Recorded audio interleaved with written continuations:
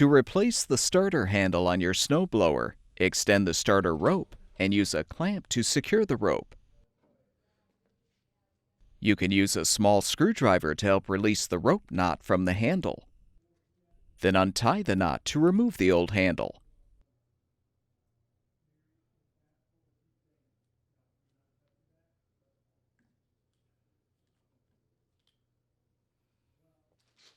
Install the new starter handle by sliding it onto the rope.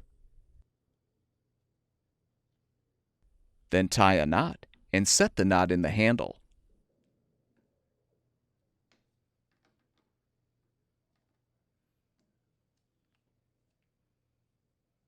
Release the clamp, and your snowblower should be ready for use.